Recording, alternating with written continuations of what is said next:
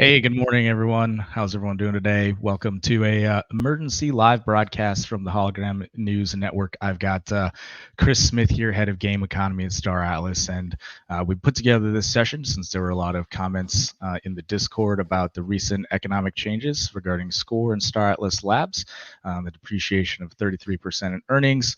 We'll talk a little bit on that. We'll talk about the Council RFR and the 2 Atlas PEG and why it's valued that way, and some of the economic planning that went into the behind the scenes math on how that was rolled out.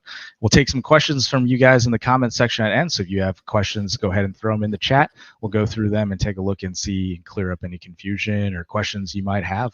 We've got Chris Smith, the head of game economy here. I'm Criggs, founder of the Hologram News Network. Chris, thanks for having us, or thanks for coming on today. I know this was last minute, but I think all the stars aligned for us to put this together. Yeah, no, it's great to be here. I kind of was the one who harassed you, woke you up, and was like, "Hey, let's do a podcast real quick." Yeah, I wanted to take the opportunity to just address some of the primary questions that have come out, especially in our community Discord, but also to just talk you guys through the thought process. What were the decisions that we made? How did we make them? Why did we make them? And overarching, the whole point of this update was to try to continue our road to sustainability in terms of the Star Atlas economy.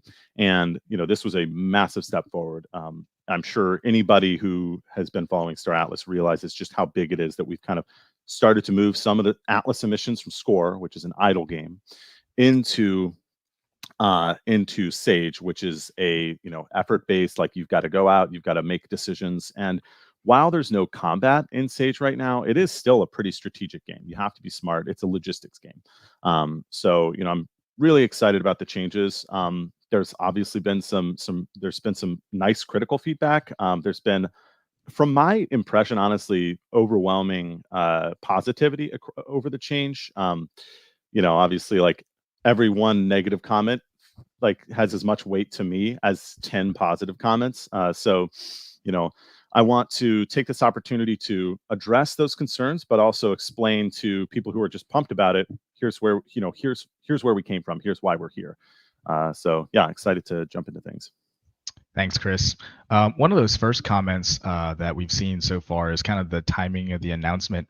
Now, I want to go back to, I think, maybe one or at least 2 Atlas brews ago, in which you laid out how economic changes would be announced in the future. And you basically said that, hey, we are going to announce an announcement of when we are going to make changes, so you at least have some ample time to know when changes are coming. Yeah. But we aren't going to announce what those changes are. This change, however, at least for some of the community members, was well telegraphed. We knew the deprecation of Score was coming. We knew that the changes with the onlining of Lab were coming in, so the synchronization and timing of events all made sense. Now, to your end, you guys held up the bargain of saying, hey, in 2 days, we're going to make the changes. But can you talk to us kind of some of the feedback you're getting on, hey, like, this kind of came out of nowhere? I know not everyone's tuned into the Discord all the time and some of the Atlas Brew events. So maybe going forward, some thoughts on that. Yeah, I mean, with respect to, communications in the future, ideally we have a pop-up in game that, when you log in, it says, hey, there's going to be an update tomorrow. And we're not going to tell you exactly what it is, but that way you don't have to check the Discord in order to know what's happening. But with respect to recently, yeah, one of the things that I've really wanted to push for through the last 3 months was, especially with the launching of Sage, it became evident that we needed to have a very clear line of communication between us and our and the users, the players. They're all sorts of different types of people, and the level of information needed by some of those types of people is very high. Now, we don't want to, it's kind of like if we were to announce, we're gonna shut off this 3 days from now, we're gonna shut off this thing.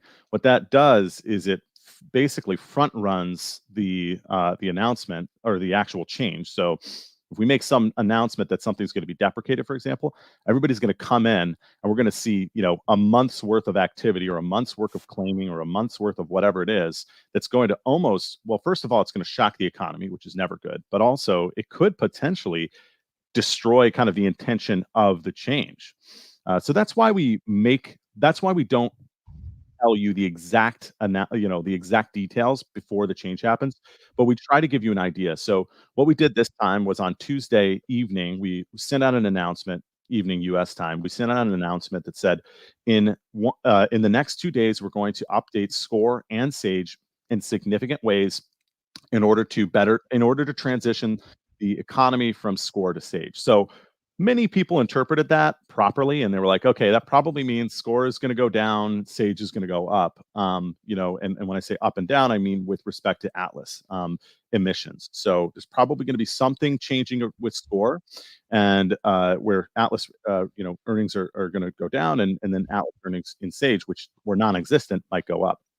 So obviously that was the pre-announcement, and then we were able to execute, within the timeline. Which honestly, we had some kind of last-minute snafus that the fact that we got it out was really, really an incredible effort on the entire team's part.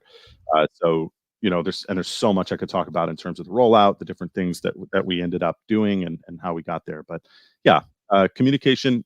That's going to be one of my main goals in 2024 is making sure that everybody there's got to be a social contract. I don't, my goal is for the number of messages in the Discord saying, like, what the hell, everything is all messed up this morning. I want that to basically go to zero. I want everyone to know that there are changes and that's okay and that it's healthy. Yeah, awesome. I think, it's a tough balance to strike between not announcing the changes too early, which you alluded to in the past as learning lessons from the great Eve Online economists and saying that, yeah, it's going to front end your economy. It's going to almost negate the changes that you're going to have. But at the same time, giving the players the decision space and the timing to make some of those changes or adjustments within their own fleets and game styles and play styles so that they're well prepared for, any changes as long as they're, in tune with what's going on in the system. Let's talk one of the first easy changes. So 33% score reductions across the board. How did we arrive at 33%? So the exact number, I mean, you can see that 33%, and you can probably guess it's not like it wasn't a perfect science. And the reason being, the way that Atlas is emitted in Sage is so different than the way it's emitted in Score. In Score, it's a trickle nonstop all day long. As long as the ship is locked in Score, you are getting a trickle of Atlas. In Sage, it's completely different. You could play Sage for 4 hours, and if you didn't do anything or you were just messing with your inventory, you probably didn't earn any Atlas. So that was one reason why we decided, okay, broadly, what do we believe the impact on Sage is going to be for Atlas emissions? So ran a bunch of kind of what are called counterfactuals, where I used historical data and I said, suppose we had the Atlas redemption recipe in Sage. What would Atlas redemptions have looked like, or Atlas emissions have looked like? So I basically got a confidence band of here's what the max would have looked like, here's what the min would have looked like, here's the average, standard deviation, all this different stuff, and evaluated that number as being about 33% of what we were seeing in daily emissions of Score pre-Sage Labs, right? So at the beginning of the year, I think we were probably doing 5.5 million. Middle of the year, we were doing 4.5 million Atlas emissions in Score per day. I should say that. So 5.5 million Atlas emitted in Score per day at the beginning of the year, 4.5 in the middle of the year. Obviously, very depressed market, so not a lot of interest in that program. And then, so we took essentially that 5 million number and we said, okay, we slashed that by 33%, and that is effectively going to be kind of allocated to Sage Labs. Sage Labs might produce more than that, it might produce less than that. But the number one thing we knew was we cannot possibly, we don't want to just start emitting potentially 20, 30, 40% more emissions of Atlas without doing something to the current Atlas emissions curve. It's not going to be good for the token price. It's not going to be great for people who are interested in the ecosystem in some sort of investment capacity. And it's just also not good for the economy in the long run. We want to keep, it's kind of it's a tough balance, right? Because the more restricted the economy is, the more valuable each unit is. And the more powerful, the more impact and punch every single little piece has. Now there's a balance. You don't want it to be so constricted that you feel like you can't move, but you also don't want it to be so loose that nothing has any value at all. I think like the Calico Max Hog and the Mamba X are really good examples of this idea of kind of restricting the economy. Those are two ships that can be redeemed in Sage Labs or Sage right now, and they could be since the launching of the game. Now, initially, in order to kind of move people from Score, motivate them to go from Score to Sage, we had very kind of generous emission schedules for those ships. People were crafting them like crazy. They were having a good time. Prices were really strong in the market. I've seen a little bit of sentiment that prices have been decreasing for in-game goods, and that's true for some goods. It's less true for others. It depends on the type of asset you're looking at. So I think like components have seen their prices sliding, but intermediate goods, the compound materials have actually seen their prices increasing. And then it also depends on what price index you're looking at, Alice versus USDC. Anyway, we had a pretty good, solid economy, but what we also sorry, my dog is barking. I don't know if you can hear that, but and I apologize for the camera. I'm not in my typical setup, so Yeah. it looks like I'm calling in from the 1940s. Anyway, so basically we needed a route to sustainability, and this was certainly kind of the best way, right? Emitting ships was not going to be sustainable in the long run. So we kind of started to tighten that up. And when we tightened that up, overnight, you saw the price of the Calico Max Hog increase, because all of a sudden people are like, oh, this thing's actually pretty hard to get. It's more valuable. I can't just go play the game for a couple hours and get this ship. And that's a super powerful idea. And it's something that's really hard for people to grasp, especially in the moment, right? They see, oh, everything just got harder. And immediately, they see quantity go down, but they don't consider in the long run the impact on P, the price. And it's always P times Q. And that, we could talk about Score in that capacity. There was obviously a reduction in Score. No matter how we sliced it, we were going to get people who were upset. And I think there's reasonable concerns, and we can talk about those reasonable concerns later. But with Score, it's kind of weird. It's like, yeah, Score went down 33%, but compared to like 4 months ago, it was actually, we're still actually doing really well if you have your ships staked in Score. Now, you can cherry pick any time period to make it look good, but I think I'll stop talking because I can just probably talk about prices and movement for hours. Yeah, of course. I just want to encapsulate some of your finer points here. So we deprecated Score by 33%.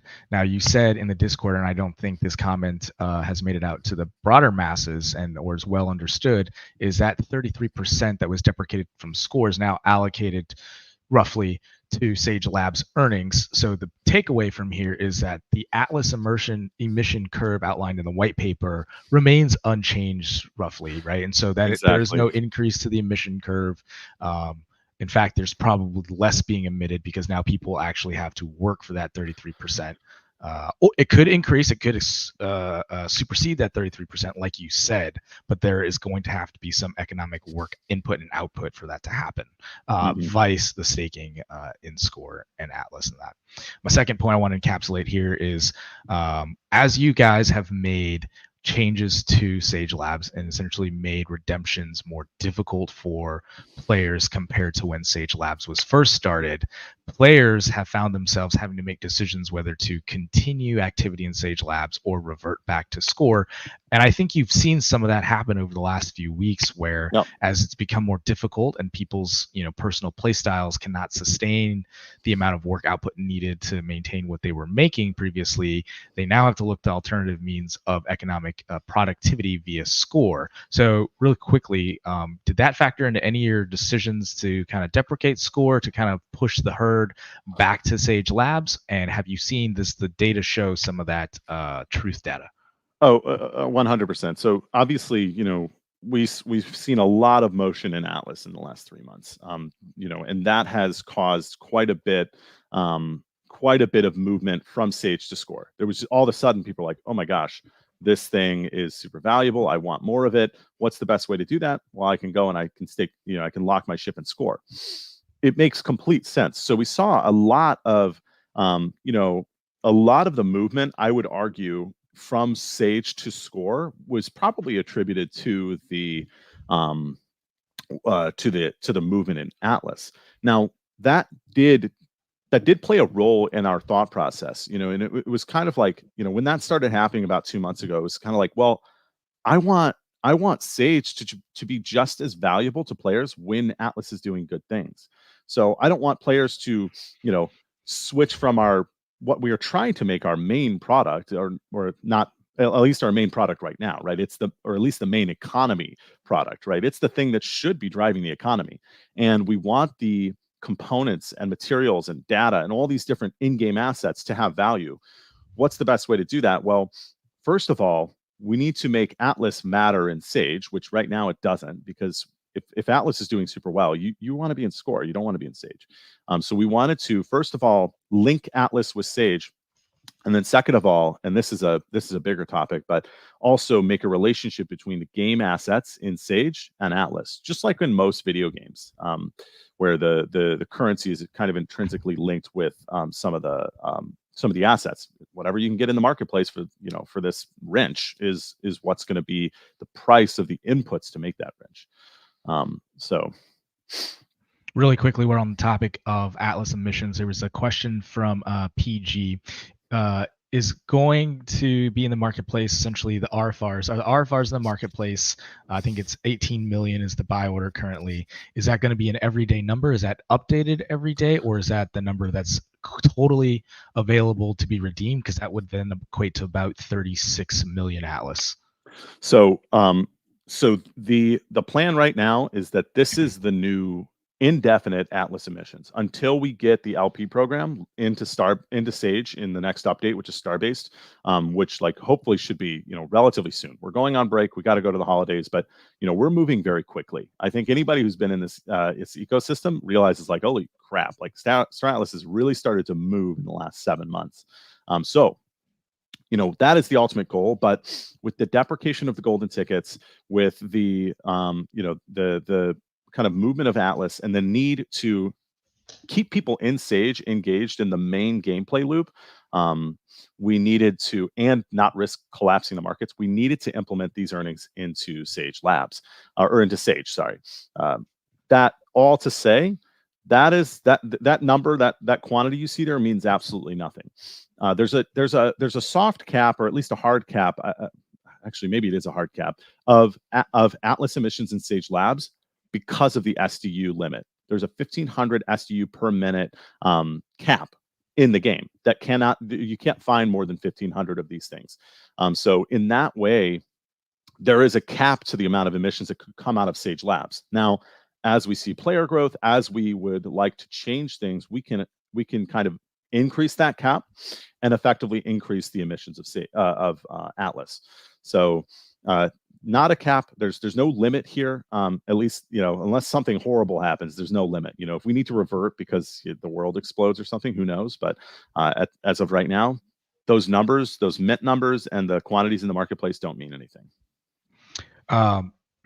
So indirectly, there is a limit to the amount of Atlas earned through SDUs, but that SDU governor applies to the whole Sage economy as you guys intend for the economy here. Now, you talked about direct linkage between Atlas value or Atlas tokens themselves and commodities or products within Star Atlas.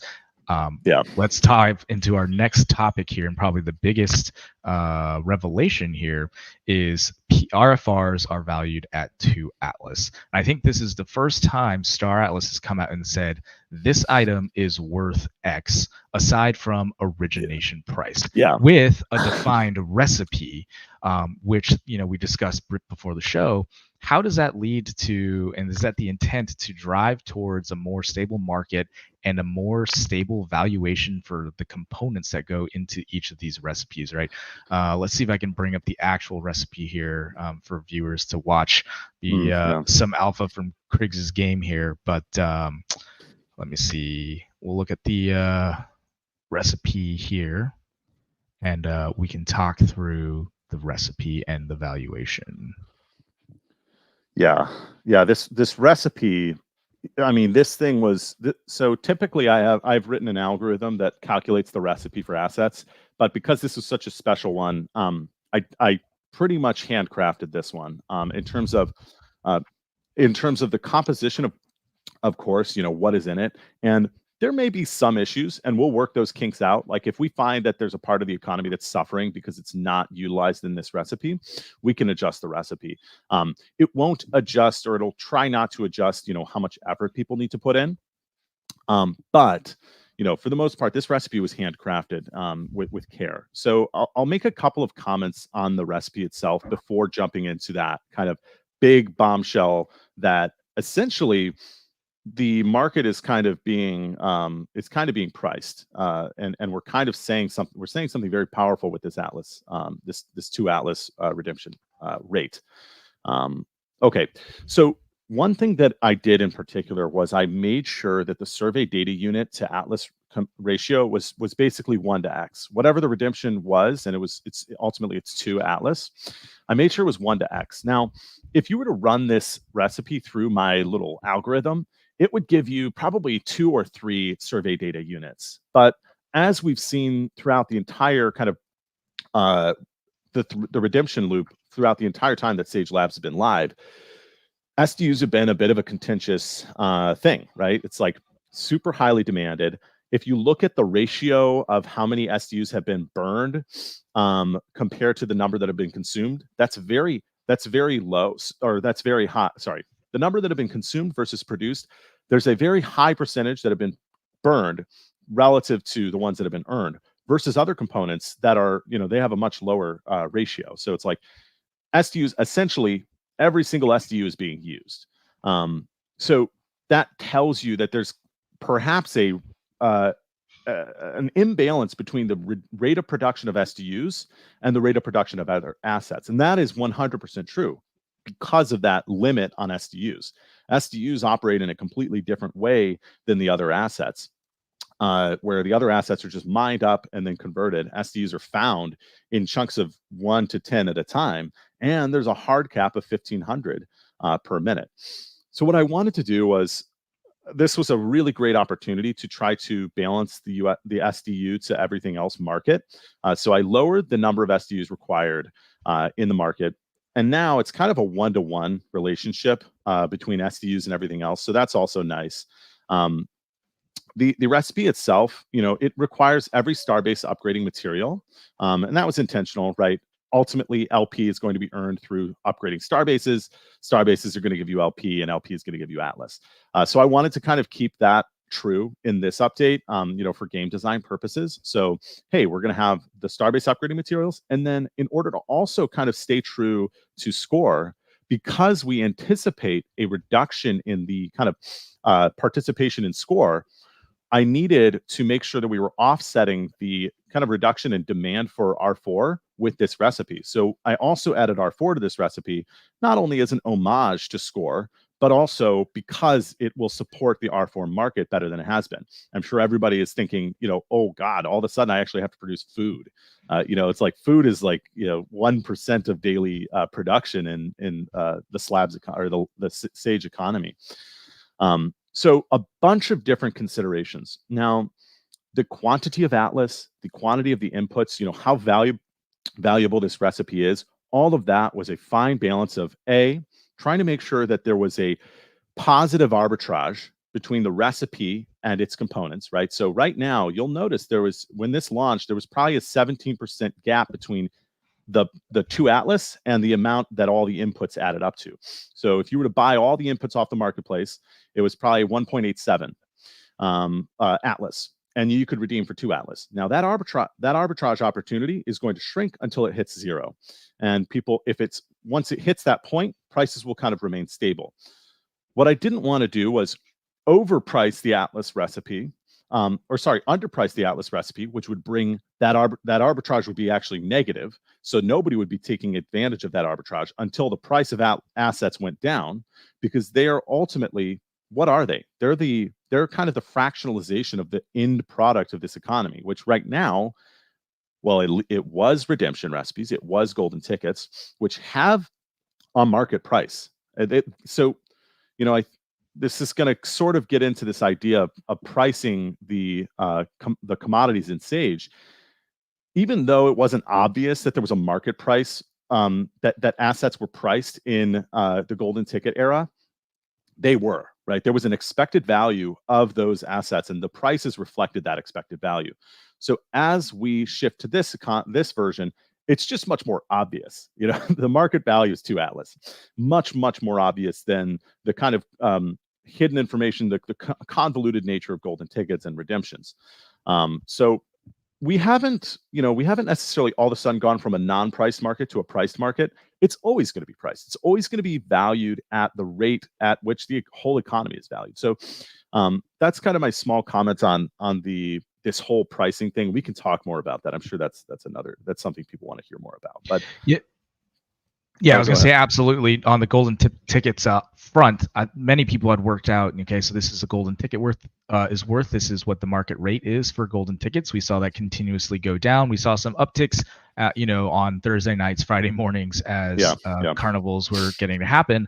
But people quickly figured out, okay, this component is worth this much Atlas relative to golden tickets and relative to other components, while also factoring the labor cost to either crafting or harvesting these resources. And that's one thing for folks to keep in mind is you mentioned having a zero parity here in terms of the market arbitrage to redemption Atlas value.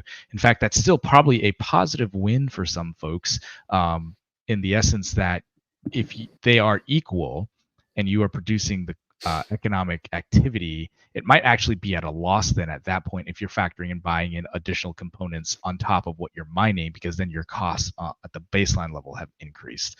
So that's one thing to keep in mind is the labor that folks have to use and expend that go into these crafting recipes. That is still not evident. It's going to vary by player to player.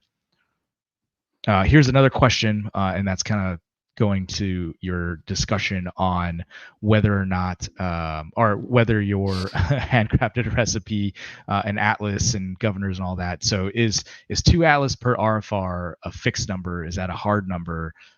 We've seen how easily it is to change kind of the recipes and even score missions. What can we expect for 2 Atlas on an RFR? Yeah. So the other part of the recipe, so I talked about the inputs, the output. How much was it? Obviously, wanted it to be a rate that I believed was sustainable. I wanted it to be a rate that was in line with the current market conditions we already had. Right. If I had priced this thing up at 10 Atlas or at half an Atlas, it would have screwed everything up, and it would have, the market would have gone kind of crazy. And I wanted to keep it so that the Atlas emissions was kind of in line with the reduction that Score was having.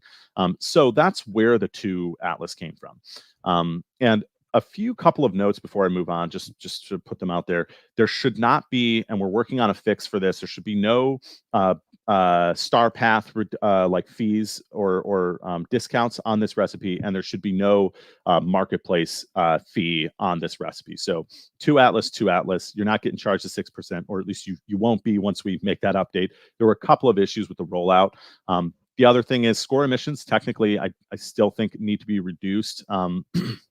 There was an issue with the rollout, so we decided to kind of just regroup and do it in the morning. There were a couple of other things, but yeah, that's kind of the big one. So it is 2 Atlas.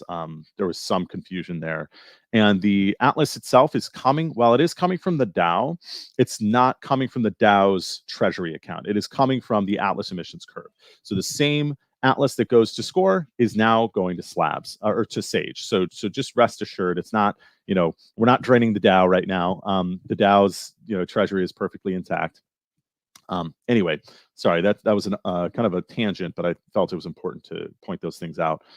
We were talking about the 2 with respect to the recipe itself. I do think that this is a powerful lever. I hope to not have to do too much with it or touch it, because ultimately the goal is to get to LP and the LP distribution system, which is basically, here's a fixed amount of Atlas, it's going to be distributed based on effort, participation, and success in the game economy. Right now, it's pretty much 1-to-1. You spend, 1 minute, you get 1 minute worth of Atlas. Whereas in the future, it'll be you spend 1 minute, but if Joe spent 1 minute more intensely, Joe's going to get more Atlas. So that's ultimately kind of the goal that we're building towards. And then the ultimate goal, super long term, there's no defined Atlas emissions curve once the Atlas has been all emitted, and it's just a fully closed loop circular economy where I give you $10 and you give me a cup of coffee, and then you give $5 to Joe for like a spark plug or something like that. So yeah, that's definitely with respect to changing things. This is a bigger conversation. With respect to changing things, I think like there's this idea that we have this like almighty power to just willy-nilly change things. So a couple of comments on that. The first thing is, yes, right, it's a game economy. You are, if you're here for kind of the financial or economic prosperity component, you have to understand that this is a very different environment than if you were doing something else with your money, right? It's a completely different type of it's a different type of environment, right? So you're going to get a different result if you go spend your money at the casino, or if you go spend your money at like a fast food joint. Like you could do all sorts of stuff with your money. This is one thing you could do with your money. It's our job, it's my job to communicate the types of changes, the frequency of changes, how I will act. That's my job. And that's something I want to do over 2024, is make that more well-defined so people don't go, they just do whatever they want. So that's kind of, that's like one of the big points that I want to make. And the second point is, I'll do everything in my power, right? For all of Star Atlas, we're doing everything in our power to make the most successful economy possible, and hopefully one of, if not the most successful virtual economies ever, right? That is our ultimate goal. It does not behoove me, and I know that maybe some of the people in the community Discord would disagree with this, but it does not behoove me to try to crash the Star Atlas economy. I am really trying to do my best, and I hope that the last 4 months have really emphasized that, hey, like, we're kind of getting into a groove here where prices are up, stable. People are able to rely on the game economy to do what it's supposed to do. And that's kind of one of the advantages of having this fixed Atlas, price tag on all of the goods in the economy. Now, with respect to that, maybe I'll pause there if we want questions, because I would love to talk about kind of this fixed price idea, but maybe in a little bit. Yeah, I haven't seen too many questions that come in on that topic. The last one was, of course, the 2 Atlas per RFR. I'm sure someone in the chat will make a comment about Chris playing God. I'm surprised it hasn't happened already. But let's see. I see it as a financial equivalent of constant game, and this is from Grist. But he sees it as a financial equivalent of constant game mechanic balancing in online games. The only constant is change, but I trust Chris is trying to make this sustainable metaverse, kind of like you alluded to, right? The end goal here isn't full economic bags for each individual pillar, but a sustainable economy that parallels the real world, in which real world activity is seamlessly integrated into Star Atlas, and Atlas token is essentially used as a medium of exchange, similar to how any currency in the world is, and from that standpoint, sustainable, so we don't have massive devaluation as well. Yeah, I think that's exactly right. Like, why does the U.S. dollar have so much value? Because people trust it and they trust the U.S. government. And obviously people are like, I don't trust the government. Well, the U.S. dollar wouldn't be the kind of the common currency if there wasn't so much trust in that system. So Atlas, our ecosystem is only going to be as good as we are. If we have a sustainable, strong economy, we're going to have sustainability, or sorry, we're going to have strength and support and stability in the marketplace. So it really does come down to management, right? If I see people, there have been comments that like, you shouldn't touch anything, and I'm like, well, I designed it actually in the first place, so you're saying now you don't want me to touch it, but I did touch it before. So do you not want us to build this? It's like, we literally can't build this without making changes. Yeah. And so there's kind of this absolutism where it's like you can't change anything. It's like, okay, well then, like, I guess we pack up our bags and we stop building because we Right. can't do this without. Um, but that's, that's the, Yeah, well, I think in this space, as Adam Smith and laissez-faire, as people, are minded and want to be, that's at this early stage, and certainly, I think what people are concerned about in the future is too heavy-handed of a central authority in the economics department, which is, I think, a valid concern. But I think currently, it's the centralization of the economic decision making is important at this nascent stage of development because you wouldn't let a newborn walk around unsupervised, would you? yeah. I mean, as we develop out new systems, we need to make sure they're balanced, right? Like the world, the real economy, it's balanced because of evolution, right? Certain things are the way they are because they developed over millions of years.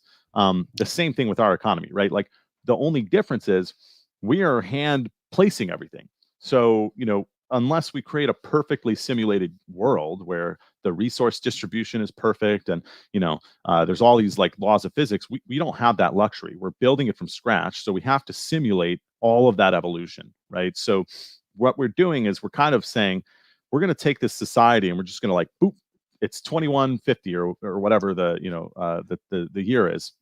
We've already And gone through the Great Depression yeah, and you're of, in this of trial as a kind of 2022. yeah. So that's kind of the tricky thing.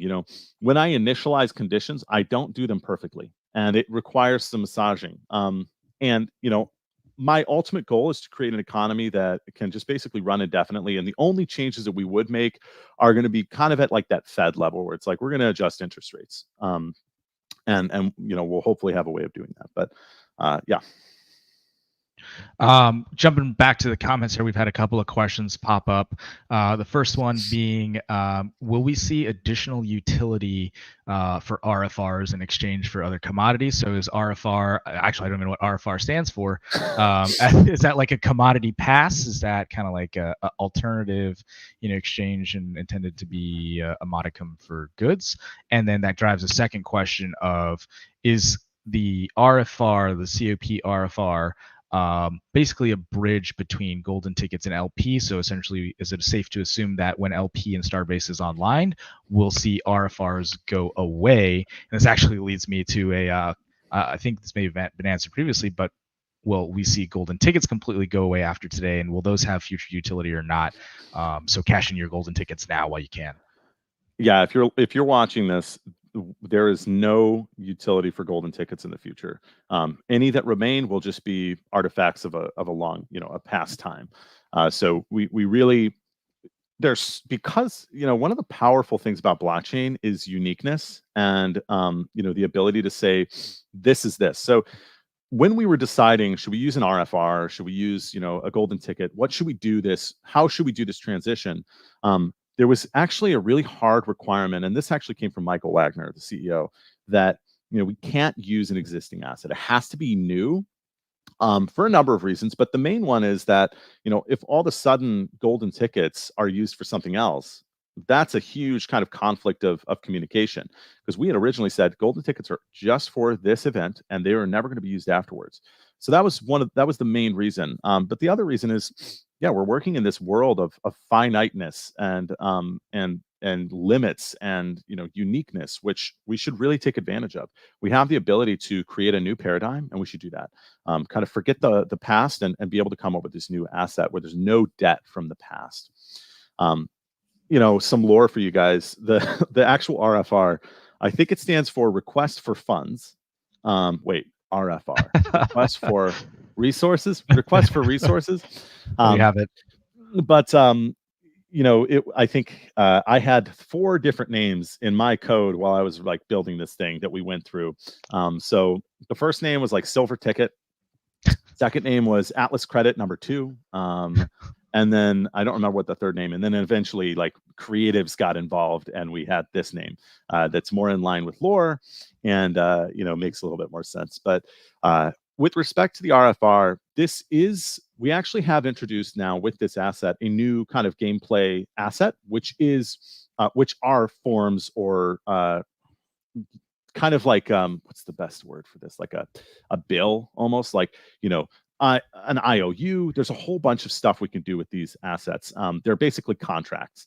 So maybe we'll have contracts for, go eliminate this player, or maybe it'll be a contract, go get me, these resources and I'll pay you this much. So there's going to be a market for contracts in the future. This is just one contract, and we do not plan. We have no plans right now to use this in the future. I can't conceive of a scenario where once LP is online, we would still have this recipe active. Certainly, I can't conceive of a scenario where we would still have the market buy in the market after we have Atlas emissions in Sage Labs. Now, there's been talk of, well, this actually introduces the idea of the COP and the ability for the DAO to make purchases and stuff like that, and that's true. But I don't know if it won't probably be called an RFR. It won't be this asset itself. This asset is very much designed for the purpose of linking the Sage from golden ticket era to the LP era. We're in between that right now. We're in that awkward space in between. And all in all, I think it's a really elegant solution. I really like it. For full transparency, the original plan was to just to automatically send the Atlas to the user once they complete the redemption itself in game. So you would actually get that to go to your account. There was a technical issue kind of at the last second that we didn't realize.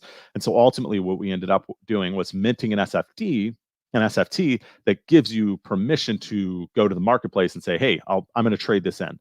So basically an IOU. Instead of giving you $2, I said, okay, I'll give you this IOU. You return it to me, 5 days later, and I'll give you the cash, like a check. Yeah, I think the beauty is in the demonstration of the technology. I know you and I have had sidebars on how do we online a kind of more not end-to-end economy, but more peer-to-peer economy through various means of SFTs. But it is very interesting to see that this is now a capable feature, and then that's something that can be replicated potentially by users or Star Atlas for alternative means of earning or lore purposes, like you said. I could foresee definitely events where you exchange a recipe for your holiday Puri with a hat or something like that. I mean, you add in a couple of dialogue boxes and maybe like a character or two, and and a story, and all of a sudden you've kind of, with this very simple system, or not very simple, but like with admittedly few building blocks, we've got so many options. And the thing that I'm excited about is that we have Atlas emissions in Sage. And I think once we started with the golden tickets and we were midway through, I saw what was happening with Atlas and Score. It came evident to me and Michael that like we need to make this transition, and we have the tools to do it. It's really incredible the fidelity that we actually have with such a there's no combat, there's no starbase upgrading, there's no progression systems, but just the amount of stuff that we can do with this system that we have now is incredible. And the ability to build on top of it. I mean, obviously the rollout of the V2 of Sage Labs was a bit rough, the new UI, but now it should be working a little bit better. And obviously in the future, the performance will be much better. But to think that we went from basically just a bunch of like windows to now this interactive map, all within the span of 3 months, just the level of the quickness of this development has been really incredible. If you'd asked me at the beginning of 2023 if I thought there was going to be emissions in Sage and we would be starting kind of the weaning down of Score, I would have been like, that's insane, especially given the market conditions at the beginning of the year. So, very happy with the progress we've made.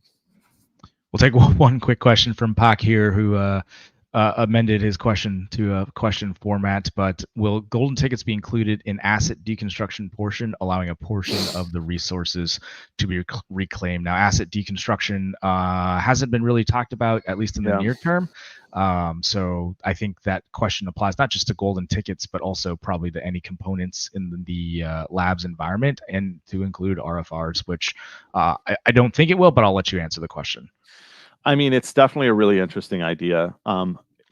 Without, I don't want to talk too much on it because it really is a very underdeveloped part of the gameplay loop. But my hunch is that we'll have specific, like, it makes sense that you can deconstruct a component. It makes sense you could deconstruct maybe even a ship or something like that.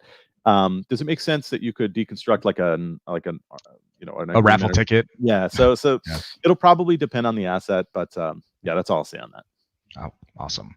All right, wrapping up here. I don't see any more questions in the comments. If there are any additional questions that the viewers have for Chris, go ahead and throw them in the chat now while we discuss our last topic is common complaints. We've covered some of them through this chat here. I think we've covered, the rollout, the announcement already. So if you missed that part, that's at the beginning of this session.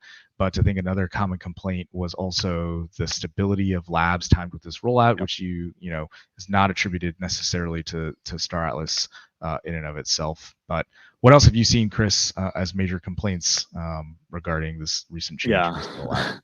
I mean, I always joke we could give everybody like $1,000 and they'd still be upset about something. It's funny. People complain when the price is on the way up, and they complain while the price is on the way down. So it really, there's never going to be an economic update where somebody doesn't have something to say. And I genuinely want to understand what people are saying when they have a complaint. So somebody had said, oh, this disproportionately impacts smaller players, and I really didn't understand that argument. And I tried to dig a little bit deeper, and eventually realized, like, no, there's not really any logic behind it. They're just kind of upset because maybe they're a smaller player. So we always people latch on to their own personal experience, and they say, well, I'm having a bad time, I'm a small player, so probably small players are worse off, right? There's kind of this like false line of logic, which realistically, this change, I don't know. I think that it advantages smaller players, right? All of a sudden, you can't just put a $100,000 asset in Score and just sit on it. Now you've got to have a bigger decision. It's like, oh, actually, I could go into Sage with my smaller fleet and do a lot of damage. To make a lot of progress compared to Score. And I can tell you what, just from the simulation, now I don't have like these all-seeing God simulations, but from the simulations I ran, the potential for Atlas earning in Sage is, it knocks Score out of the park. There's no comparison. Now, how does that play out in actuality? It has there's a ton of nuance in there. So who knows? Maybe it ends up being 10% better, and I'm overblowing it. But anyway, so that comment was one that I did take to heart, and I wanted to understand, but ultimately I don't think it holds water. And the point of this section is not for me to just like rebut everybody and not give them an opportunity to respond. One of the valid concerns that I got was, this rollout is okay. I don't mind the updates. I think that they're, ultimately I knew it was going to happen. You communicated it, yada, yada, yada. Everything seems fine. However, given the state of Sage and Sage Labs and its performance, and basically the inability to do anything without running into an error every 10 seconds, that is not acceptable, right? You've basically started to deprecate this product that people see as perfectly well functioning in favor of this product that's not working. That is a totally valid concern. All I can say is we've been working on this Atlas emissions in Sage for 2 or 3 months. Really, we've been thinking about it since we launched Sage, right? But we've been really working on it. We started work on it 2 months ago, and in the last month, I've been going absolutely crazy trying to get it everything all ready and to make the recipe make sense in the context of everything that's going on. So it just so happened we were unfortunate, and a week before this is supposed to go out, all of a sudden we start having performance issues like crazy. And Solana was having issues, our RPC was having issues, we were having issues. It was just like all of a sudden the tech is just like pooping on us. So that was unfortunate. There's not really much we can do about it. All I can say is that performance is like very sharply increasing, and hopefully over the holidays we'll be performant. And the score change actually hasn't gone out yet. So, so far nobody's really been impacted. But once that does go out, hopefully those performance issues will resolve. Real quickly on that comment about the score changes haven't gone out yet. There was an announcement that did go out that said the score changes were live. We had several comments about from users saying that their emissions that were pending prior to the change were impacted in that they were reduced. Michael Wagner recently just put out an announcement saying, don't claim your rewards until we fix the situation. So there was some grievance there with folks saying that, hey, I lost 33% of my emissions from previous to that. It sounds like the team is working through that. I obviously went and claimed my Atlas rewards this morning, so I'll probably submit a triple ticket later today. But there are, for the viewers that are watching, yes, the team is aware there are those minor changes for the 33% pending reward reductions that the team is going to work through and hopefully get those resolved within the next 24 hours. So I did want to add that to your comment there. But I don't see any more questions in the chat. There is a question about Entropia, I think, for your other podcasts, if that's been covered. I'll let you briefly answer that. I do have 2 wrap-up questions here, and then we'll have closing comments to you, Chris. Entropia Universe. Here, I'll post. Do you want me to? I'll post it. Yeah, absolutely. Just very briefly. On my like fun podcast. Yeah. We haven't covered it actually. That would be kind of interesting. I'd love to. I'm at the like head of product at Entropia, or I forget what the studio is called. The studio's not Entropia, but and I had a really cool conversation with him actually, especially with respect to blockchain and crypto. It's a super fascinating world. It's a super fascinating game. I think it emphasizes just the kind of the limitation of Web 2 technology to do what we're trying to do. To fully realize a virtual economy requires just like more advanced tech and the ability to easily transfer value in and out. And Entropia, it was too difficult, and I think obviously it just like also wasn't a super popular game. So that kind of limited the size of its economy, but I think it was a huge success, and it was like awesome for its time. But anyway, totally off topic. Absolutely. We'll cover it. We're wrapping up here. Yeah. And I would actually love to have you on a follow-up show for your thoughts on the recent announcements from Eve Project Awakening, their decision to use ERC tokens, ERC20 specifically, and some of the thoughts that are going into their blockchain project. But again, a future show and future topic as we wrap up here. So my final thoughts and final questions for you, Chris. This one's an alpha question. Just like you guys have been planning score reductions for some time, keen economic watchers have been making similar claims on faction fleet. Faction claims. Faction claims. Thank you. Yeah.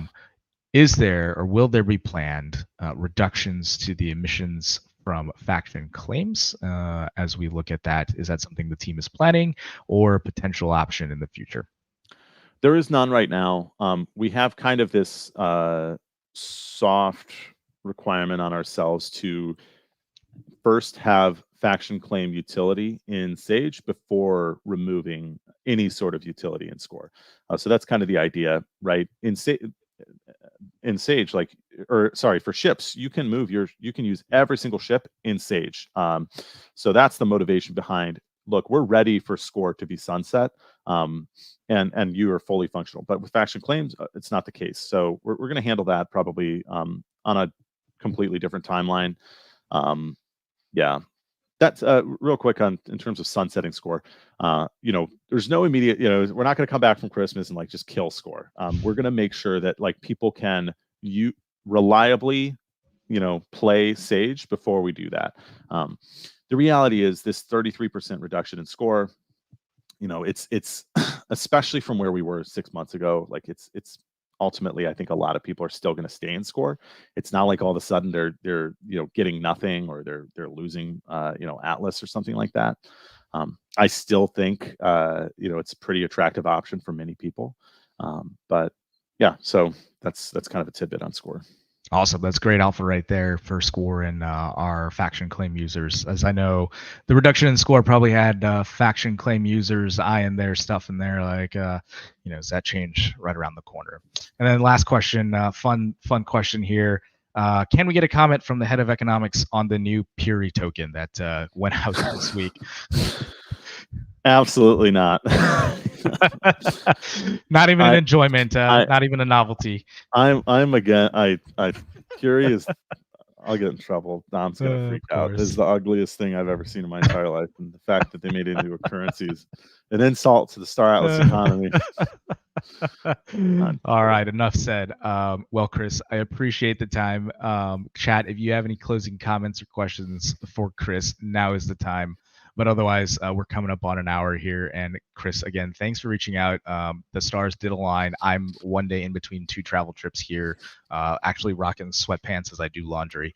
Very nice. And I know you're traveling as well. So appreciate taking the time out to really cover these changes for the community and really kind of go in depth to, the thought process behind. I know it's a shock. So, for folks that are watching, if you have folks that have questions that didn't get a chance to watch this show, please refer them to the show, and please also like, subscribe. Thank you for supporting Hologram News for this year and the last year. I know we can't keep a regular schedule, it seems like most of the time, but your support is truly appreciated. So with that, those are my closing comments. Chris, I'll turn it over to you.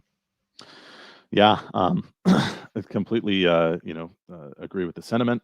If you guys have questions, we're in the chat in the Discord. I've pretty much been on there. Except I slept last night, but other than that, I'm in there.